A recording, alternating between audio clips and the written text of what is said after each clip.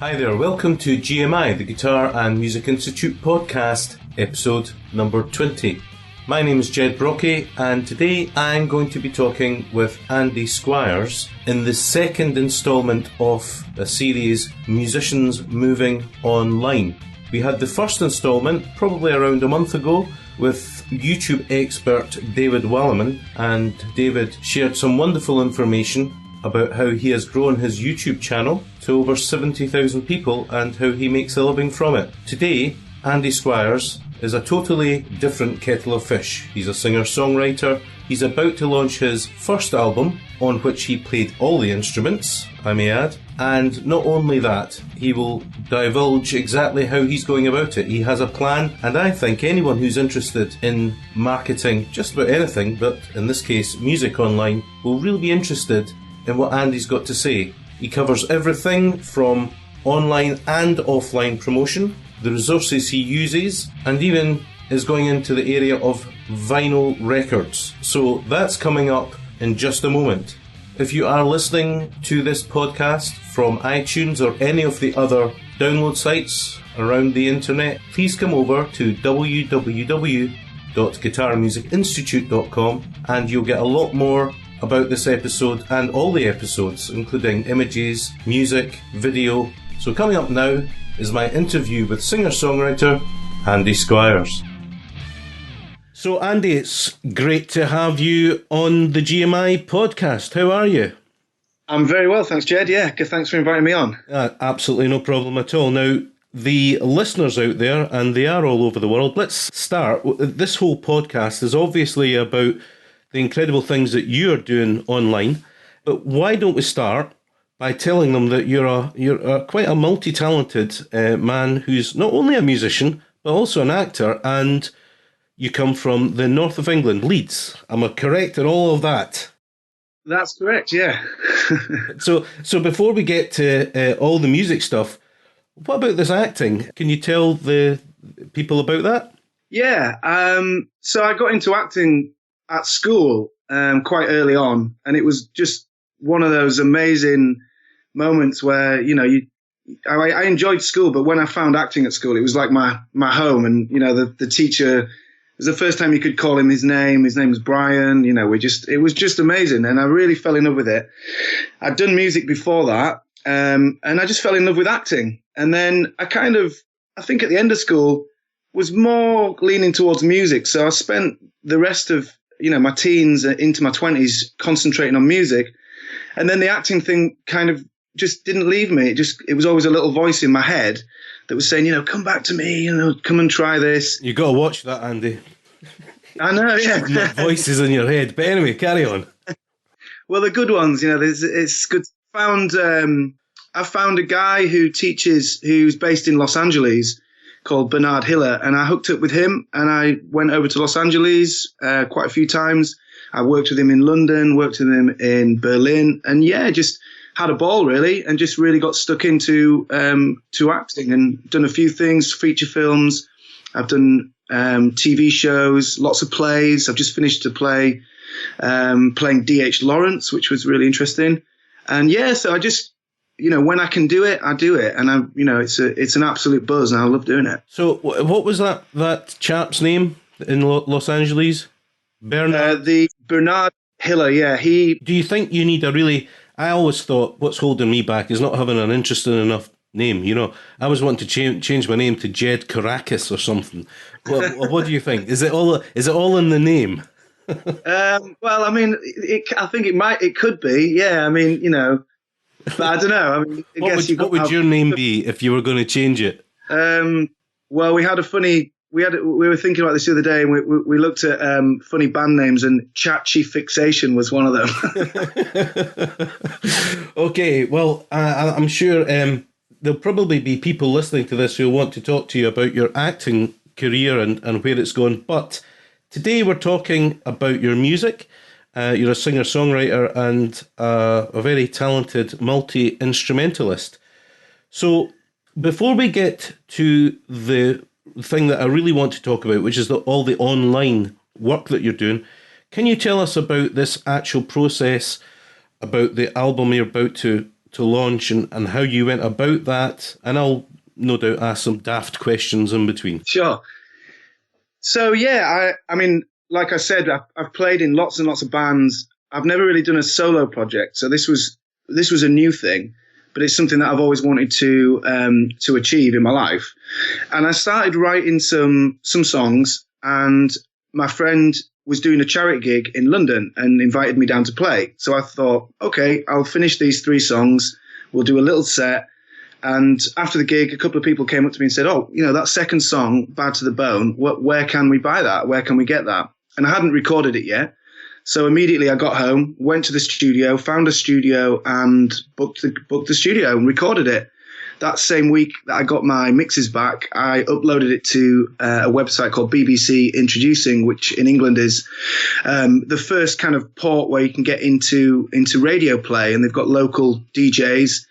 And when you upload, it says, your music will be listened to within 6 months. And I got an email the day after saying that we're going to play your track Bad to the Bone on Saturday. So I was like, cool, that's amazing. So that's sort of few people have said, yeah, we like that song. So that happened. And then I wrote some more songs and I went back to the studio and did them. And the same thing happened with one of those tracks. It got played on the radio again. So I thought, okay, I'm onto something here. This is good. I'm 5 tracks in.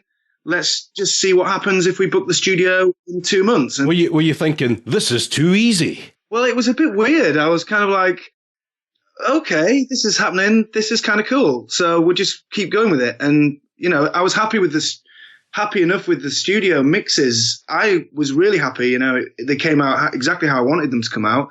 And it's just nice to kind of have that feedback from, someone who is in the radio business and to say, hey, this is good enough. We want to play it. So you just, yeah. So were you out gigging at this time, Andy? Yeah. By the time I went to the second, session, I was in York playing a lot of open mic nights, which they've got. It's beautiful, man. They've got like one every night. So you can effectively get down into town and play in front of a live audience every single day. And I think that's just such an important thing.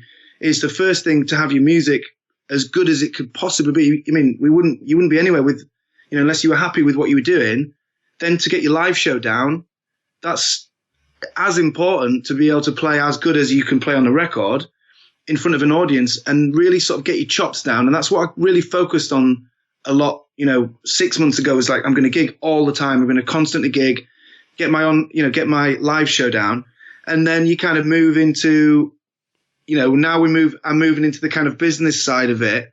So it's like getting the music down, getting my live show. Now the business side is coming. And that's kind of where I'm at the minute. It's interesting, isn't it? All these different aspects to it that people perhaps don't consider when thinking about a musician or actually getting a project like this off the ground. Now, in terms of the actual album, we were talking just before we started recording. You said there were 9 tracks, and amazingly, you've done a Stevie Wonder on us because you've played all the instruments bar one on the album or on the tracks. Can you tell the listeners about that? Okay, well, I've played in bands. I played guitar since I was about 11. I can play drums. I've played for about 3 years as a drummer in a band. I've dabbled with bass lots and lots, and I love playing keys. And the first time I went, I just did guitar, and I did a little bit of overdub with electric guitar. And it was the first time that I'd started working with vocal harmonies. So I got really into that. The second session, we got the cello player in. And then the third session, I was just really up for playing some drums and creating a live track. So yeah, we got the drums down and it just took it from there. Yeah, really enjoyed getting into the, your different mindsets of, okay, I'm going to look at this as a drummer now. And then you kind of get to play all the different elements, which is great. It's just different kind of characters and different feels. And I really enjoyed that. That was, important. So who would you say your main influences are, Andy? I pretty much take influence from, I kind of, Jed, I'm like, there's 2 types of music in my life, it's good or bad for me. So whatever sings to me, I will just, I'll go with. But what was interesting was I started the project with a really kind of when I went to the studio, they said, "Oh, I was ready to go." I'd been demoing the tracks at home because I did a production degree many years ago, and I've got a setup at home. So I thought, all right, you've actually got a background in production then. Yeah, I've produced quite a few different things over the years, but this time I really wanted to get in front of the microphone and not be in the two places. Did that get in the way in the recording studio? Did you feel that you were always putting your production hat on when you were recording things? No, not this time, because these guys were so good. I just wanted to concentrate on the playing, and it was nice to completely let someone else do that and have their input and their creative input come back at me, and me just use it as a performer. Not that was perfect. That was the way to do it. What was influencing me at the start of the record, when I got there, they were saying, "What kind of music are you into? Let's have a coffee and let's listen to some stuff," which was a bit, I don't know, it was a bit weird. I didn't want to influence it too much. I like a lot of acoustic artists like, Nick Drake. I love Elliott Smith. He's one of my all-time favorites. So we listened to a lot of that, a little bit of some Johnny Cash's acoustic stuff. And yeah, we listened to the way that was recorded, and they kind of used that in the process. It was like an essence that we wanted to kind of capture. Then in the middle of the album, Lee, the engineer, said, "Oh, I really like this track. It reminds me of Sparkle Horse." And I didn't actually know who Sparkle Horse were at the time. I came back home and my wife was like, "Oh, I've got 3 Sparkle Horse records." So I was like, okay. So I started listening to them and fell in love with them. I love what they do. Sparkle Horse were absolutely incredible. But I guess you take bits, elements, essences from everything, lots of different things, literature, films, different things, How important as a songwriter are lyrics to you? Is it an afterthought, or is it right up there, central to the theme? Do the lyrics help you write the music, or does the music that you create then help you write the lyrics? I usually start with the music, but if something comes and something's happening, then the lyrics or a hook or something, the theme will come very quickly after I've got something going on the guitar.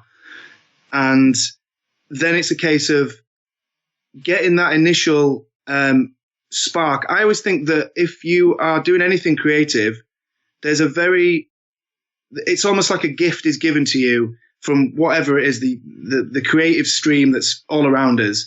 It gives you a little gift, and then it's up to you to put the hard work in. So when I was younger, I used to get the gift and just loop the gift and just play the gift over and over and over again, and never go through that threshold of sitting down and actually, right, I'm going to write some lyrics, and been quite non-judgmental about what you're doing. I think that's been the key for me.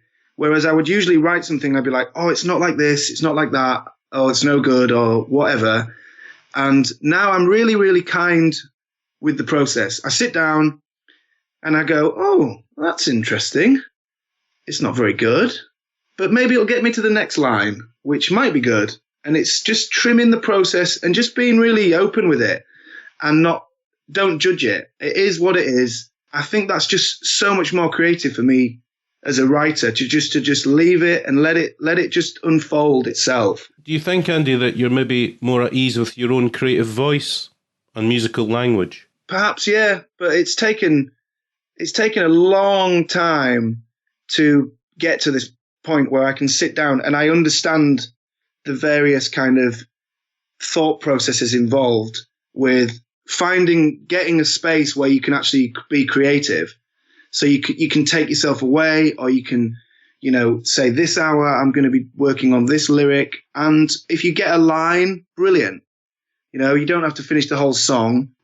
I guess just be kind with your process, with the way you're doing it, and don't judge it too much, and just have fun.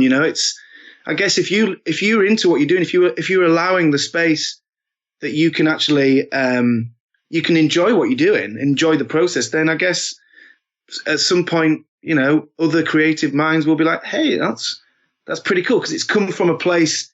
It's come from that place, the same place that all great work comes from. It just comes from that beautiful, serene space where you're not going, "Oh, this is awful. I can't do it." because that's no way to do anything, you know. But I guess it's taken me a long time and most of my life to get to the point where I can sit down and go, okay, let's write some music, you know. So anybody can write music.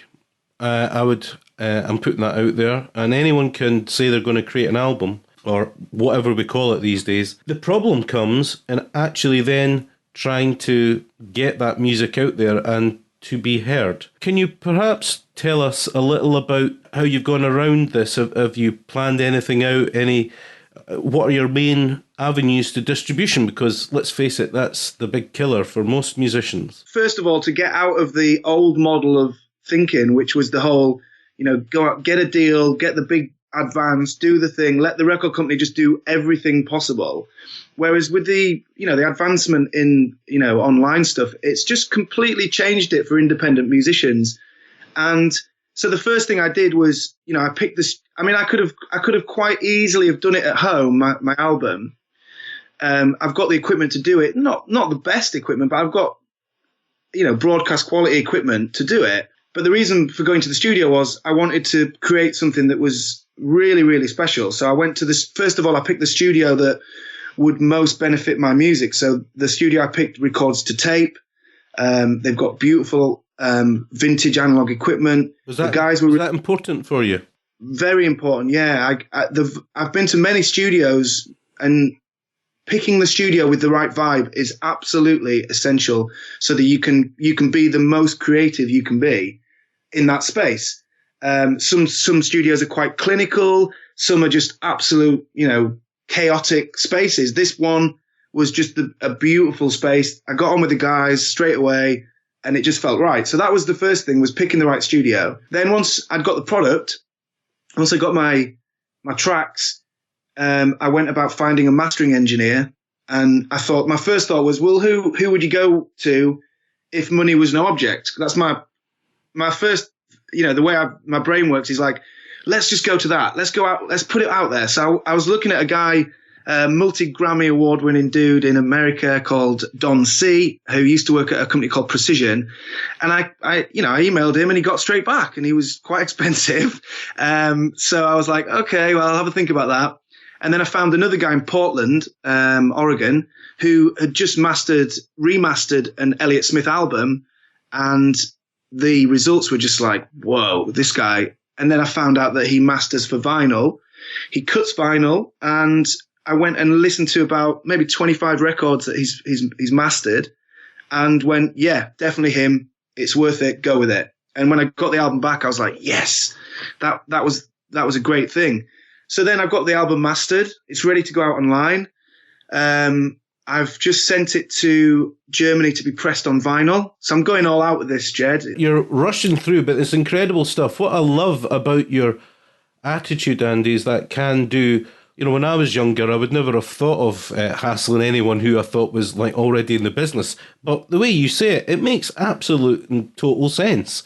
Why wouldn't they? And you're getting it exposed. Your music's getting exposed to people who may actually have some power in the industry. Exactly. And when I mastered it with Telegraph Mastering with Adam Gonzalez, I didn't realize until after I'd done it that he's got a dedicated page on his site, all the music that he's mastered, and he has links to everybody's websites and where they can buy it. And I went through and I bought like 3 albums, and I thought, wow, that's great, because that's got me some exposure in America. And he emailed me last week and said, as soon as you're ready, I'll put it on the site and we'll try and get some ears to you and we'll see what we can do. So that was it was really interesting, because that kind of covered a lot of American market that will be interested in A, vinyl music, B, the kind of music that I'm making. So in terms of niche marketing, that's perfect. So that's kind of some free marketing in America. It's just so connected the way you're going around this, and you're talking about it in a very natural, not offhand, but a very natural way, and yet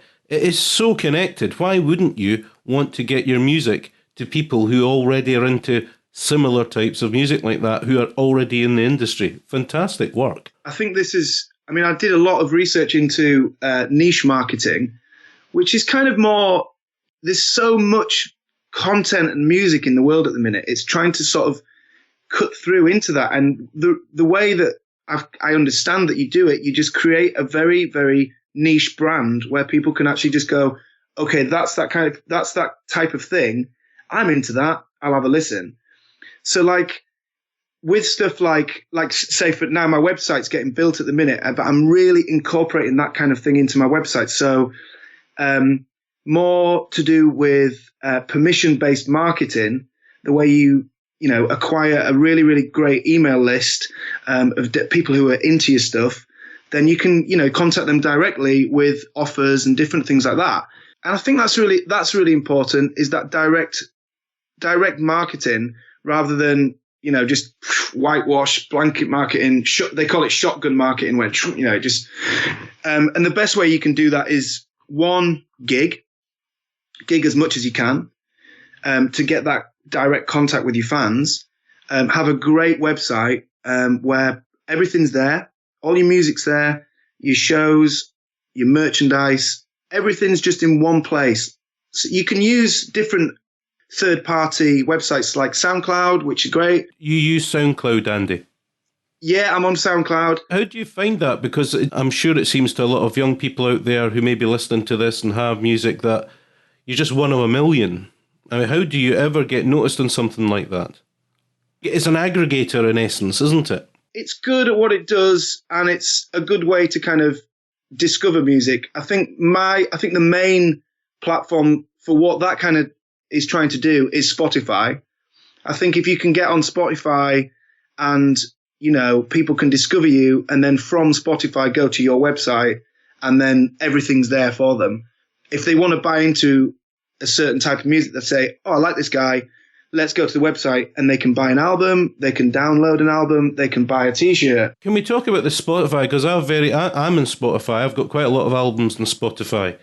But I actually want the record company behind it to actually take them down, because why would you buy anything if it's on Spotify? True. But for instance, like iTunes have got a very sort of designated market of people that like to own music and download it and actually own it on their computer. And that's kind of what iTunes is, really. iTunes is just a music retailer. Spotify is, the jukebox of the world, where you can discover new music. But if you're into music and, you're committed to, say, different medias of music, like I really like vinyl music, so I've got a vinyl music collection. If I hear an artist that I really like, I will buy the album on vinyl very quickly, because I know that there'll be a limited amount of them. So I think Spotify is a great way to, like a jukebox, it's a great way to discover new music. That's very interesting. So what are you actually saying, that people who consume music on Spotify probably would never have bought it anyway? Well, I think that there's definitely a demographic of people who just stream and listen on music on Spotify. There's also another group that will use Spotify to kind of discover music, then go on to actually go and see a gig. And then the only way they can do that, they wouldn't have heard of them if they weren't on Spotify sometimes. And then they'll go to the website, and it's like, that's where you can find out, okay, they're playing here, I can go to the show, and then you start that kind of nice relationship with the band. So it's kind of like, in terms of, it's almost like a dating site for music in a way. So it's like you first kind of like you picture with millions of partners. Just wait first the picture of a dating site, and you go, oh yeah, I quite like the look of that group. And if you want to continue that relationship, then if you're into music, you will do that anyway. You are listening to GMI, the Guitar and Music Institute. My name is Jed Brockey, and today in this podcast, I'm in conversation with singer-songwriter Andrew Squires. And we're not only talking about Andrew's new album that's coming out and the process in getting there, but we're also talking about marketing online, how he's doing it. And believe you me, guys, he's really switched on. If you want to find out more about this podcast, other than the audio you can hear, for example, images, links, audio, then come on over to www.guitarandmusicinstitute.com. It'd be great to see you there. So, Andy, we were talking about various online options that you have. Are you looking to sort of really focus in on specific ones, or are you going to go on quite a few? Yeah, I think what you need to do is you be on as many as possible and use those various ones. For instance, Facebook, Twitter, SoundCloud, Spotify. Use all of those third-party websites to drive traffic to your website, where you can, first of all, collect an email if people want to get the latest news. They can look at your store. They can check out your gigs, and you can start the relationship with a fan from that. So yeah, if you're on as many as possible, then you drive. That's the key, is to bring them to your website where everything is there and you're in control of that, that environment. Because obviously, Facebook are now moving more towards that. They want you to do advertising and boost posts and things like that, which is actually quite good. I've used that a few times. I was in a competition to press a single on vinyl a couple of months ago, and I got down to the last 5, and then it went to a public vote, and I used the sponsored links on Facebook and was able to reach thousands and thousands of people. Wow. It broke it down for me how many of those people had actually post-clicked the link, which was really, really useful, because when my album comes out at the end of November, maybe first week of December, depending on when I get my vinyl records back from the plant, I'll be doing a campaign on Facebook to raise awareness. So there'll be sponsored links, countdown date, there'll be an early release, and I'm going to do the first 100 vinyl sales. I'm going to do like a free print with them. It's like a free screen print. So all that will be done through Facebook, because it's a great way to get out there, and it doesn't cost that much money to market that to the world. Andy, this is, I mean, I've done a lot of research, as you have in this area, and you're absolutely got it nailed. Have you ever thought about actually putting together a short guide for musicians to either sell or to give away as a freebie? Because what you're doing is absolutely spot on right down the line. I think once I've actually launched and it's gone live, and I can kind of see where the pitfalls were, where the strengths were with the campaign, then I think it would be quite an interesting thing to have on my website, is my process.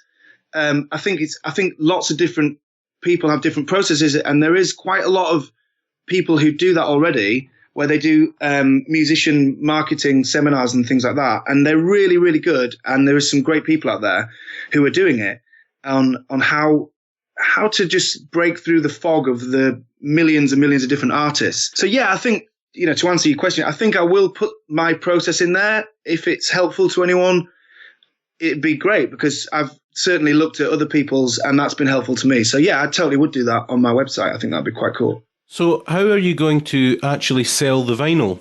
So the vinyl, I'm going to distribute independently through a company called CD Baby, which I'm sure many of your listeners will know already. There's many out there. There's TuneCore, CD Baby. There's not much between them, to be honest. They're both really, really good. But CD Baby, they distribute vinyl for you and CDs through Amazon, and also they've got a distribution deal with another company for online stores and physical stores as well. So I kind of went with CD Baby because of that. So first of all, my vinyl will be available on the website. It'll be available on my CD Baby store.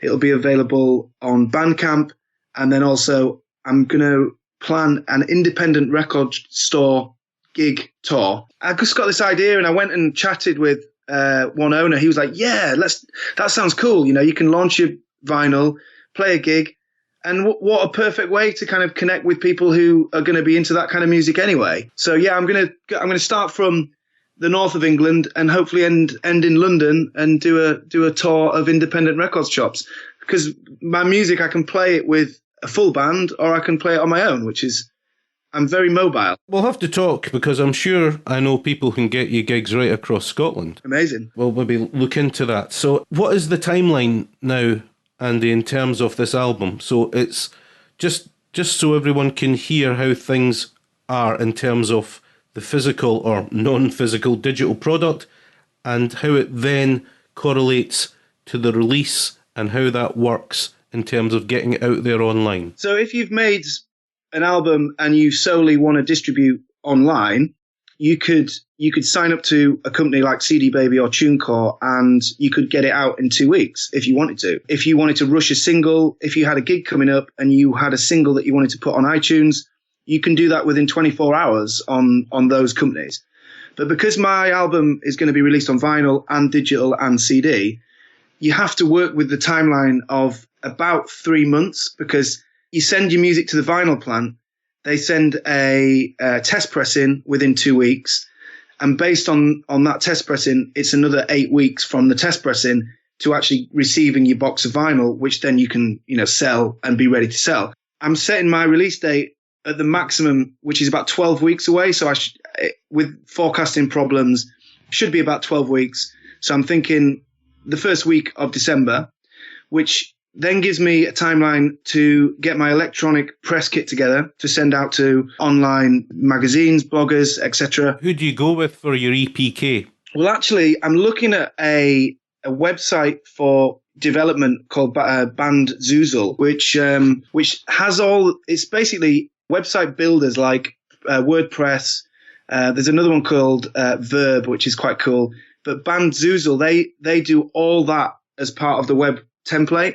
So they set up the email subscribing list for you.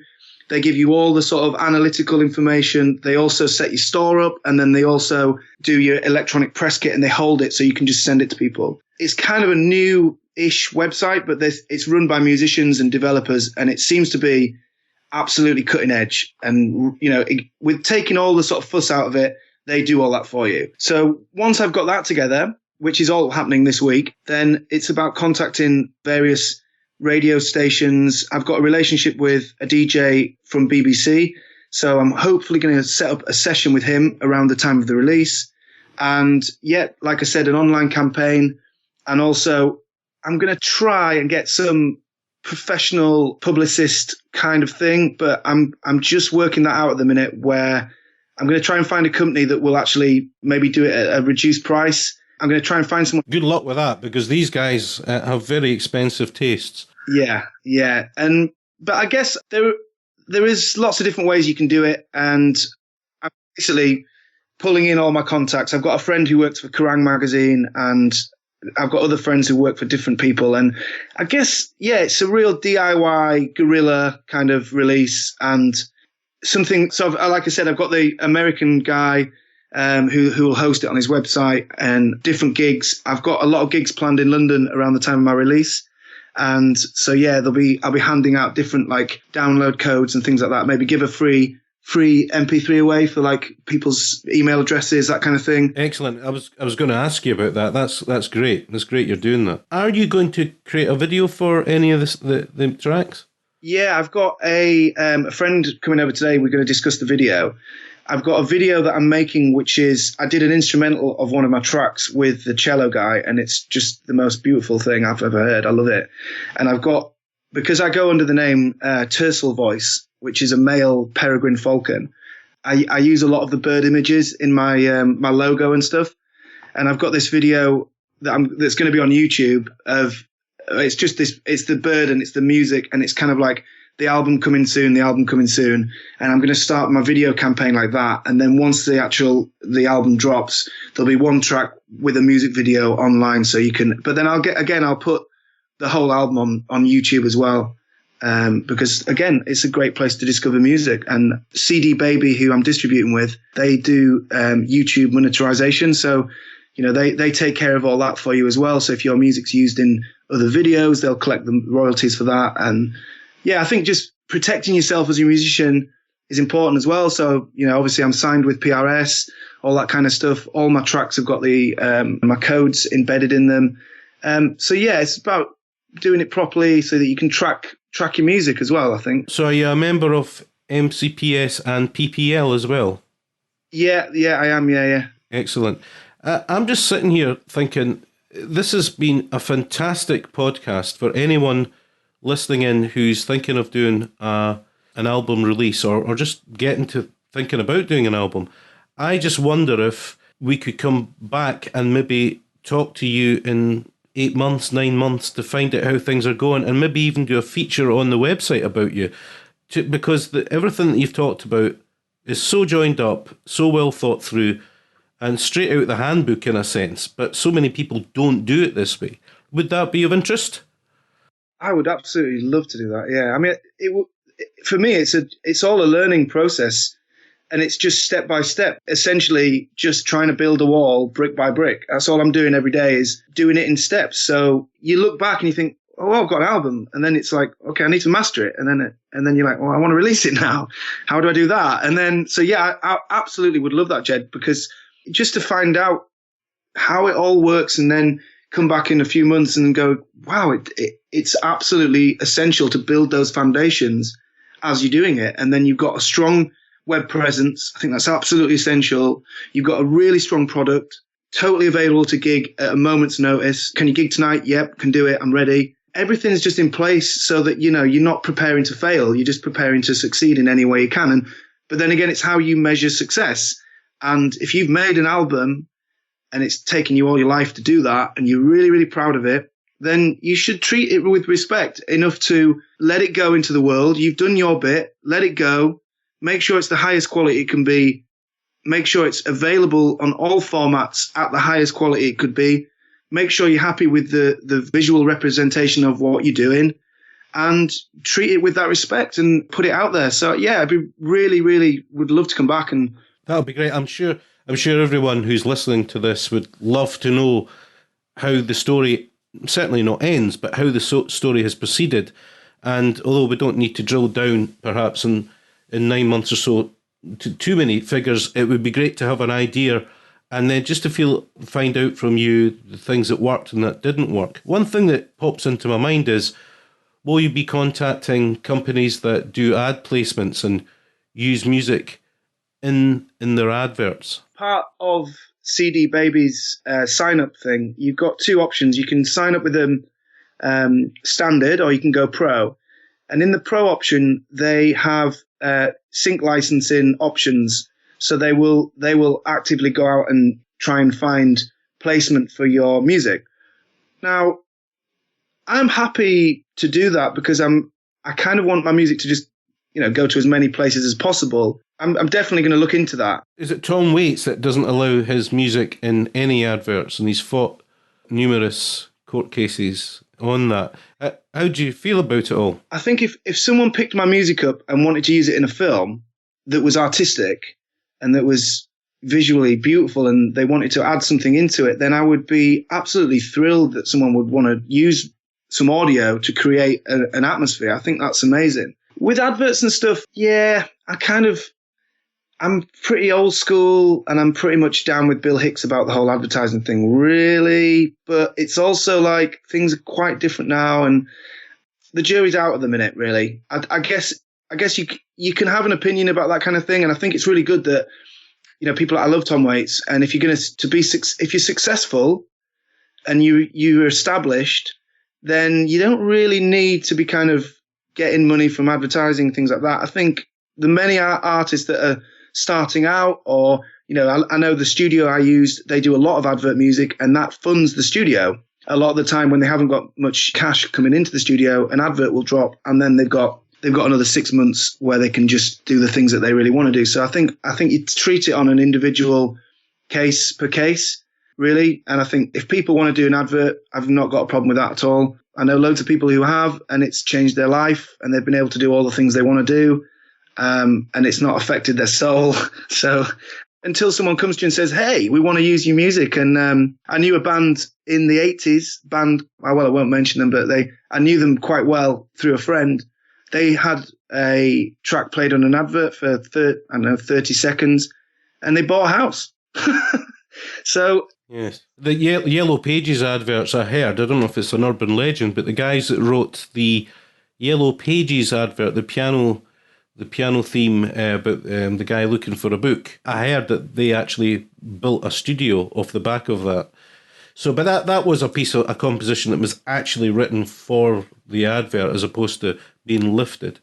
Anyway, I have thoroughly enjoyed this. Is there any advice you would like to give? Is there any things you're worried about in this process? Just final thoughts, Andy?